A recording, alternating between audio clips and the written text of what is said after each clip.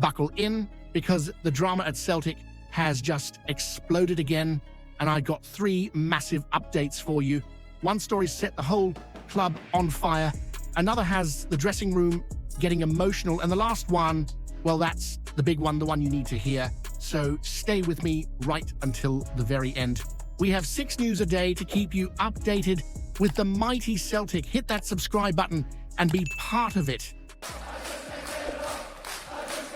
Let me tell you exactly what went on, because the whole situation around Ross Desmond has turned into one of those Glasgow evenings when the sky goes dark at 2 in the afternoon and you just know trouble's brewing. What happened at that AGM wasn't a meeting, it was a bonfire with a billionaire's heir turning up holding the jerry can like he'd been sent on an errand he didn't even understand. The lad walked up there shaking like a wet dog on Sucky Hall, trying to look composed while telling lifelong Celtic supporters how they should behave, and honestly, it was painful to watch.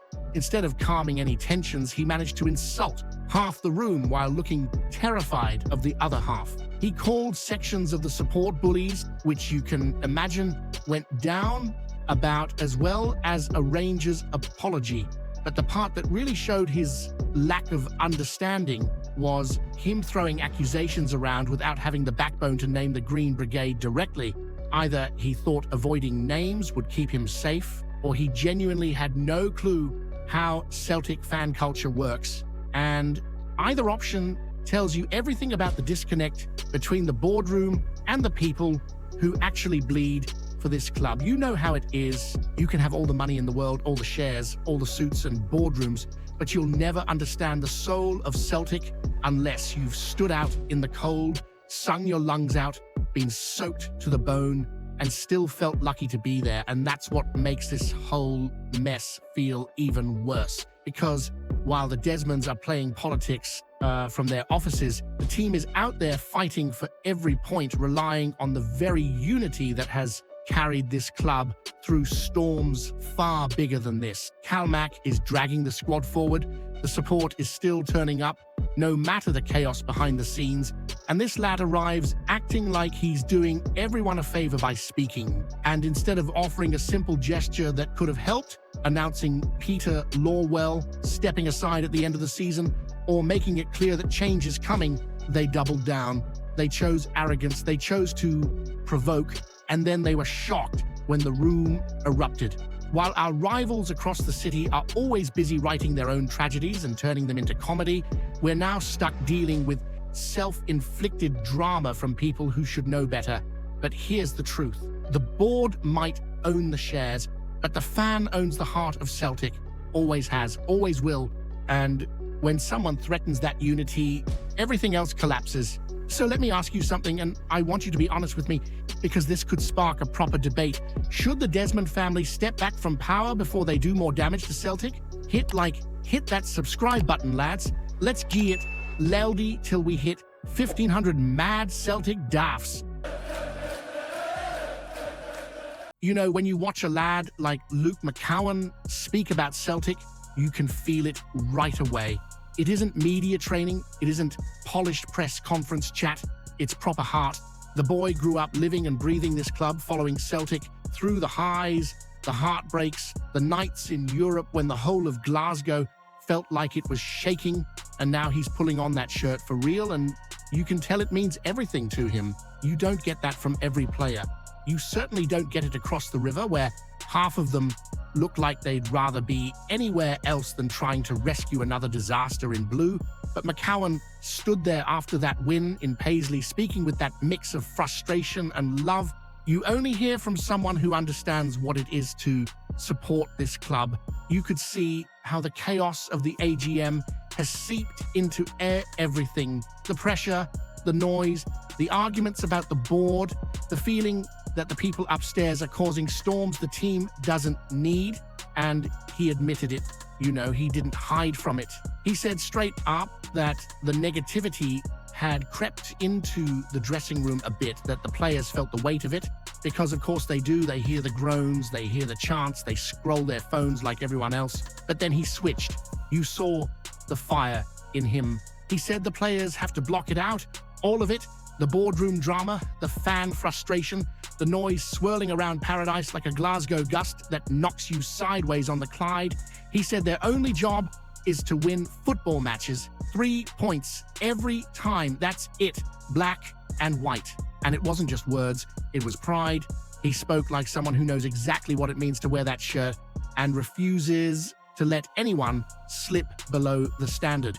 He said players need to prove they're good enough to be real Celtic players, not tourists, not passengers, fighters, winners.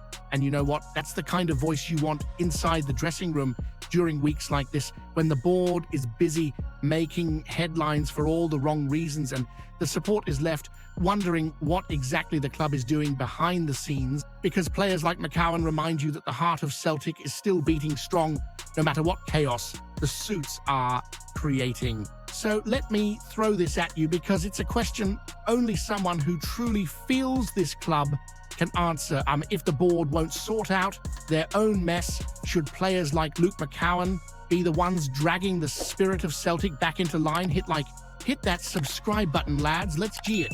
Laldi till we hit 1500 Mad Celtic daffs. The whispers around Glasgow have been getting louder by the day, but now it feels like we're finally staring at something real. Peter Martin, who has been around Celtic longer than half the Rangers' excuses books stacked at Ibrox, is absolutely convinced that Wilfried Nancy will walk through the doors at Lennoxtown on the 1st of December. And the way Martin said it, you could tell he wasn't guessing. He sounded like a man who's already had his tux picked out for the unveiling. He even reckons Nancy could arrive earlier depending on contract bits for his backroom team. 4 of them, apparently. A proper crew coming in to shake the place up. And honestly, you can feel the hunger for a fresh start.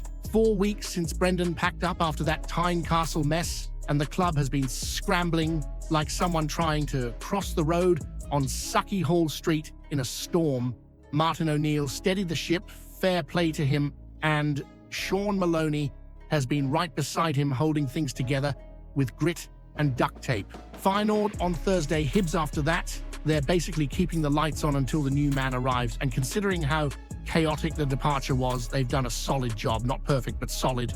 Nancy, though, that's a different story. 5 seasons in MLS playing that brave, confident football the Celtic support always warms to. But moving from the States to Glasgow, that's like swapping a gentle breeze for the kind of weather that slaps you across the face before you've said good morning. And then on top of that, he's walking straight into a boardroom brawl. The AGM was cut short, like someone pulled the plug out of the wall. Supporters fuming, the board stumbling around like they'd forgotten what club they work for. And Nancy's supposed to parachute right into this and pretend it's business as usual. But here's the thing. Sometimes all it takes is the right spark. A new face, a new energy.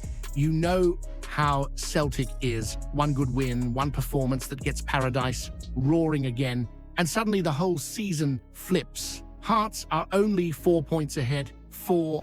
And that's after everything that has gone wrong.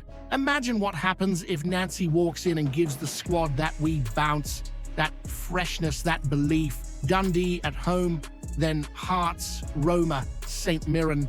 8 days that could turn everything upside down.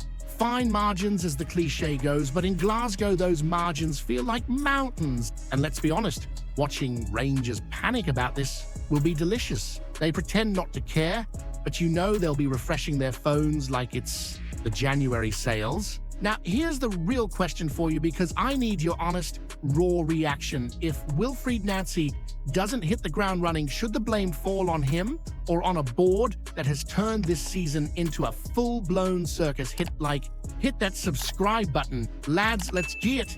Laldi till we hit 1500 Mad Celtic. Dafts.